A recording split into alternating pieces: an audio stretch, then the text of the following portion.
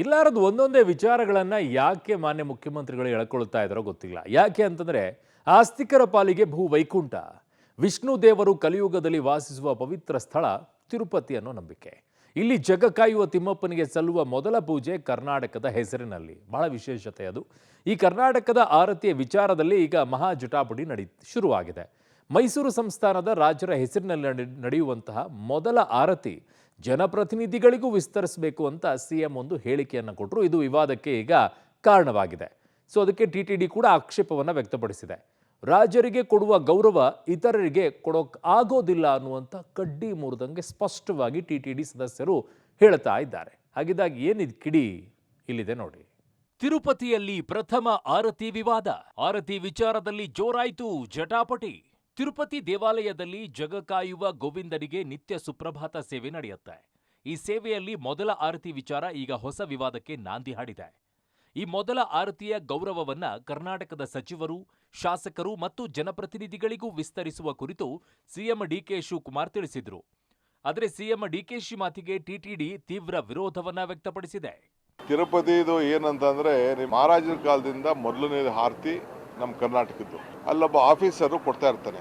Officer ಬದಲು ಯಾರಲ್ಲಿ ಜನಪ್ರತಿನಿಧಿಗಳು ಹೋಗಿರ್ತಾರೆ ಅಂತವ್ರಿಗೆ ಒಂದು ಅವಕಾಶ ಮಾಡ್ಕೊಡೋಣ ಅಂತೇಳಿ. ಜಡ್ಜ್ಗಳಿಗೂ ಅವಕಾಶ ಇರ್ತದೆ, ಶಾಸಕರುಗಳು ಇಲ್ಲ ಅಧಿಕಾರಿಗಳು ಯಾರಿದ್ರೆ ಅವ್ರಿಗೂ ಒಂದು ಅವಕಾಶ ಸಿಕ್ಲಿ ಅಂತ, ಎಲ್ಲಾ ಪಾರ್ಟಿಯವ್ರಿಗೂ ಸಿಕ್ಲಿ. ತಿರುಪತಿ ದರ್ಶನಕ್ಕೆ ಹೋದಾಗ ನಮ್ಮ ರಾಜ್ಯದ ಪರವಾಗಿ ಆರತಿಗೆ ಕೊಡಕ್ಕೆ ಒಂದು ಅವಕಾಶ ಇದೆ. ಮೊದಲನೇ ಆರತಿ ನಮ್ಮದು. ಆ ಒಂದು ಭಾಗ್ಯ ಸಿಗ್ಲಿ. ಯಾಕೆಂದ್ರೆ ಅವರೆಲ್ಲ ನಮ್ಮ ಜನರ ಸೇವೆಗೋಸ್ಕರ ಆರತಿ ಕೊಡೋದು ಕರ್ನಾಟಕಕ್ಕೆ ಒಳ್ಳೇದಾಗ್ಲಿ ಅನ್ನೋ ದೃಷ್ಟಿಯಿಂದ ಅವತ್ತಿಂದ ಒಂದು ಪದ್ಧತಿ ಉಳಿಸ್ಕೊಂಡು ಬಂದಿದ್ದಾರೆ. ರಾಜ್ಯದ ಪರವಾಗಿ ಅಂತ ಒಂದು ಅವಕಾಶವನ್ನ ಮಾಡಬೇಕು ಅಂತ ಎಲ್ಲ ನಾನು ಚರ್ಚೆ ಮಾಡಿದ್ದೀನಿ. ತಿರುಪತಿದ ಏನು ಗೈಡ್ ಲೈನ್ಸ್ ಇದೆ, ಅವ್ರದ್ದೇನು ಪದ್ಧತಿ ಇದೆ, ಅದನ್ನೇ ಫಾಲೋ ಮಾಡಲಿ. ಆರತಿ ಕೊಡುವಂತ ವಿಚಾರದಲ್ಲಿ ನಮ್ಮ ಪ್ರತಿನಿಧಿಗಳಿಗೆ ಅವಕಾಶ ಸಿಗಲಿ. ಇದು ಮೈಸೂರು ರಾಜರಿಗೆ ನೀಡುವ ಗೌರವ. ಈ ಗೌರವವನ್ನ ಇತರರಿಗೆ ನೀಡಲು ಸಾಧ್ಯವಿಲ್ಲ. ಸಿಎಂ ಡಿಕೆ ಮಾತಿಗೆ ಟಿಟಿಡಿ ಸದಸ್ಯ ಗರಂ. ತಿರುಪತಿಯಲ್ಲಿ ಕರ್ನಾಟಕದ ಜನಪ್ರತಿನಿಧಿಗಳು, ಸಚಿವರು ಹಾಗೂ ಹಿರಿಯ ಅಧಿಕಾರಿಗಳಿಗೆ ಪ್ರತಿದಿನ ನಡೆಯುವ ಮೊದಲ ಆರತಿಯಲ್ಲಿ ಭಾಗವಹಿಸಲು ಅವಕಾಶ ಕಲ್ಪಿಸುವ ಸಿಎಂ ಡಿಕೆಶಿ ಮಾತಿಗೆ ಟಿಟಿಡಿ ಸದಸ್ಯ ಕೆಂಡಾಮಂಡಲರಾಗಿದ್ದಾರೆ. ಈ ಬಗ್ಗೆ ಪ್ರತಿಕ್ರಿಯಿಸಿರುವ ಟಿಟಿಡಿ ಟ್ರಸ್ಟ್ ಸದಸ್ಯ ಜಿ ಭಾನುಪ್ರಕಾಶ್ ರೆಡ್ಡಿ, ತಿರುಪತಿ ದೇವಾಲಯವನ್ನ ರಾಜಕೀಯ ವೇದಿಕೆಯನ್ನಾಗಿಸಬೇಡಿ. ಈ ವಿಶೇಷ ಹಕ್ಕು ಮೈಸೂರು ಮಹಾರಾಜರಿಗೆ ನೀಡಲಾಗಿತ್ತು. ತಿರುಮಲಕ್ಕೆ ಮೈಸೂರು ಮಹಾರಾಜರು ನೀಡಿರುವ ಕೊಡುಗೆಗಳು ಮತ್ತು ದಾನ ಧರ್ಮಗಳಿಗೆ ಪ್ರತಿಯಾಗಿ ಅವರಿಗೆ ನಿತ್ಯ ಆರತಿಯ ವಿಶೇಷ ಗೌರವವನ್ನ ನೀಡಲಾಗಿದೆ. ಸರ್ಕಾರ ಶಿಫಾರಸು ಮಾಡಿದರೂ ಸಹ ಇದನ್ನ ಬೇರೆ ಯಾರಿಗೂ ವಿಸ್ತರಿಸಲು ಸಾಧ್ಯವಿಲ್ಲ ಅಂತ ಸ್ಪಷ್ಟಪಡಿಸಿದ್ದಾರೆ.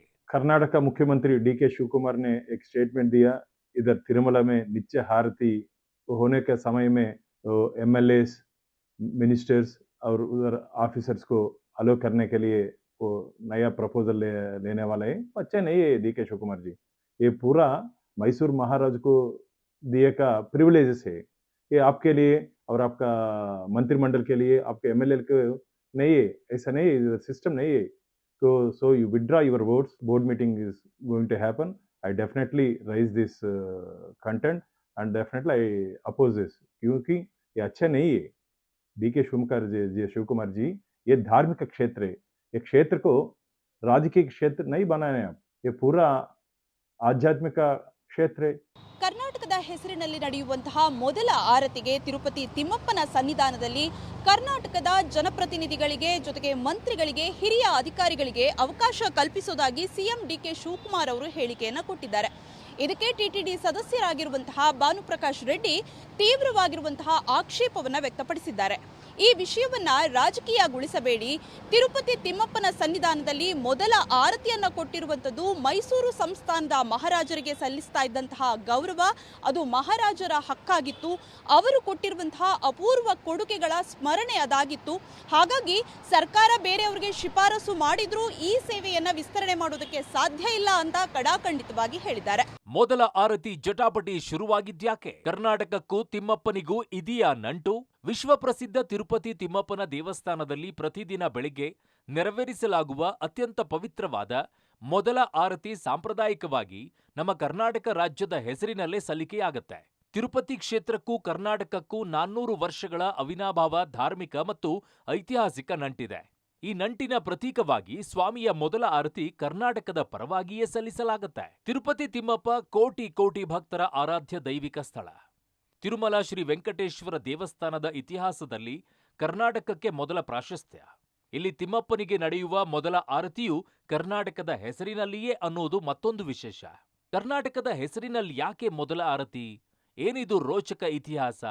ಹೇಳ್ತೀವಿ ನೋಡಿ. ಕರ್ನಾಟಕದ ಹೆಸರಿನಲ್ಲೇಕೆ ಮೊದಲ ಆರತಿ? ಕರುನಾಡಿಗೂ ತಿರುಪತಿಗೂ ಅಪರೂಪದ ನಂಟು. ವಿಜಯನಗರ ಸಾಮ್ರಾಜ್ಯದ ಅರಸರಿಂದ ಅಪಾರ ಕೊಡುಗೆ. ಶ್ರೀಕೃಷ್ಣ ದೇವರಾಯರಿಂದ ದೇವಸ್ಥಾನದ ಅಭಿವೃದ್ಧಿಗೆ ನೆರವು. ದೇವಾಲಯದ ಗೋಪುರಗಳು, ಮಂಟಪಗಳ ಅಭಿವೃದ್ಧಿ. ರತ್ನಾಭರಣಗಳು, ನಿತ್ಯ ಪೂಜಾ ವ್ಯವಸ್ಥೆಗಳಿಗೆ ದೇಣಿಗೆ. ವಿಜಯನಗರ ಸಾಮ್ರಾಜ್ಯದ ಪತನದ ಬಳಿಕ ಮೈಸೂರು ರಾಜ್ಯರಿಂದ ಕೊಡುಗೆ. ಮೈಸೂರು ಸಂಸ್ಥಾನದ ರಾಜರಿಂದ ನಿತ್ಯ ಕೈಂಕರ್ಯ, ಪೂಜೆ, ಸೇವೆಗಳಿಗೆ ಕಾಣಿಕೆ. ಈಗಲೂ ಮೈಸೂರು ಸಂಸ್ಥಾನ ನೀಡಿದ ಬಂಗಾರ ತಿಮ್ಮಪ್ಪನಿಗೇನೇ ಧಾರಣೆ. ಗರ್ಭಗುಡಿಯೊಳಗೆ ನಿರಂತರವಾಗಿ ಬೆಳಗುವ ಪವಿತ್ರ ದೀಪಗಳಿಗೆ ತುಪ್ಪದ ವ್ಯವಸ್ಥೆ. ಬ್ರಹ್ಮದೀಪ, ಮಹಾರಾಜ ದೀಪ, ಅಖಂಡ ದೀಪಗಳಿಗೆ ಪರಿಶುದ್ಧ ತುಪ್ಪ ಕಾಣಿಕೆ. ಈ ಗೌರವಕ್ಕಾಗಿ ಕರುನಾಡಿನ ಹೆಸರಿನಲ್ಲಿ ಮೊದಲ ಆರತಿ ಕರ್ನಾಟಕದ ಹೆಸರಿಗೆ ಮಾಡಲಾಗುತ್ತಿದೆ. ಸಾಂಪ್ರದಾಯಿಕ ಸಂಪ್ರದಾಯಗಳೆಲ್ಲ ಪ್ರಾರಂಭ ಆಗಿದ್ದೆ ವಿಜಯನಗರ ಕಾಲಘಟ್ಟದಿಂದ. ಕೃಷ್ಣದೇವರಾಯನ ಕಾಲಘಟ್ಟದಿಂದ ಧಾರ್ಮಿಕ ಸಂಪ್ರದಾಯಗಳು ಪ್ರಾರಂಭ ಆಗಿದೆ. ಅದರ ಮುಂದುವರಿಕೆ ಭಾಗವಾಗಿ ಮೈಸೂರಿನ ಮಹಾರಾಜರು ಸಾಕಷ್ಟು ಕೊಡುಗೆಯನ್ನು ತಿರುಪತಿ ವೆಂಕಟೇಶ್ವರನ ಸನ್ನಿಧಿಗೆ ಕೊಟ್ಟಿದ್ದಾರೆ. ಅದರಲ್ಲೂ ನಾಲ್ವಡಿ ಕೃಷ್ಣರಾಜ ಒಡೆಯರ್ ಕಾಲಘಟ್ಟದಲ್ಲಂತೂ ಬಹಳಷ್ಟು ಸಂಪತ್ತನ್ನ, ಒಡವೆಗಳು ಇರ್ಬೋದು, ಮತ್ತೊಂದಿರ್ಬೋದು, ಜಾಗ ಇರ್ಬೋದು, ಎಲ್ಲವನ್ನ ಕೊಡುವ ಮೂಲಕ ಸೇವೆಯನ್ನು ಸಲ್ಲಿಸಿದ್ದಾರೆ. ತಿರುಪತಿ ತಿರುಮಲ ಆಡಳಿತ ಮಂಡಳಿಯವರು ದೇವರಿಗೆ ಮೊದಲನೇ ಆರತಿಯನ್ನ ಎತ್ತುವಾಗ ಅದರ ಮೊದಲನೇ ಗೌರವವನ್ನು ನಮ್ಮ ಮೈಸೂರು ಸಂಸ್ಥಾನದ ಜನತೆಗೆ ಅರ್ಪಿಸಿದ್ದಾರೆ. ಇದುವರೆಗೆ ಕರ್ನಾಟಕ ಸಿಎಂ ಅಥವಾ ಕರ್ನಾಟಕದ ಒಬ್ಬ ಪ್ರತಿನಿಧಿಯಾಗಿ ನೇಮಕಗೊಂಡವರಿಗೆ ಈ ಆರತಿ ನೀಡಲಾಗುತ್ತಿತ್ತು. ಈಗ ಡಿಕೆ ಶಿವಕುಮಾರ್ ಈ ಪ್ರೋಟೋಕಾಲ್ ಬದಲಾವಣೆ ಮಾಡಿದ್ದು ಅಧಿಕಾರಿಗಳಿಗೆ, ಮಂತ್ರಿಗಳಿಗೆ ಈ ಆರತಿಯನ್ನ ಕರ್ನಾಟಕದ ಪರವಾಗಿ ತಿರುಮಲಕ್ಕೆ ಭೇಟಿ ನೀಡುವ ಸಚಿವರು, ಶಾಸಕರು, ಹಿರಿಯ ಐಎಎಸ್ ಮತ್ತು ಐಪಿಎಸ್ ಅಧಿಕಾರಿಗಳು, ನ್ಯಾಯಮೂರ್ತಿಗಳು, ಇತರೆ ಅರ್ಹ ಗಣ್ಯರು ಅಧಿಕೃತವಾಗಿ ಮೊದಲ ಆರತಿ ಸ್ವೀಕರಿಸುವ ಅವಕಾಶ ನೀಡಲಾಗಿದೆ. ಆದರೆ ಇದಕ್ಕೆ ಟಿಟಿಡಿ ವಿರೋಧವನ್ನ ವ್ಯಕ್ತಪಡಿಸಿದೆ. ಏಕಪಕ್ಷೀಯ ತೀರ್ಮಾನ ಸರಿಯಲ್ಲ ಎಂದಿದೆ. ಕರುನಾಡಿಗೆ ಸಿಕ್ಕ ವಿಶಿಷ್ಟ ಧಾರ್ಮಿಕ ಹಕ್ಕು, ಮೈಸೂರು ಸಂಸ್ಥಾನದ ಒಡೆಯರ ರಾಜವಂಶದ ಭಕ್ತಿ ಮತ್ತು ಅಪೂರ್ವ ಕೊಡುಗೆಯ ಇತಿಹಾಸ ರಾಜಕೀಯ ರಾಡಿಗೆ ಕಾರಣವಾಗದೇ ಇರುವಂತೆ ನೋಡಿಕೊಂಡ್ರೆ ತುಂಬಾ ಉತ್ತಮ. ಪವಿತ್ರ, ಪಬ್ಲಿಕ್ ಟಿವಿ, ಬೆಂಗಳೂರು.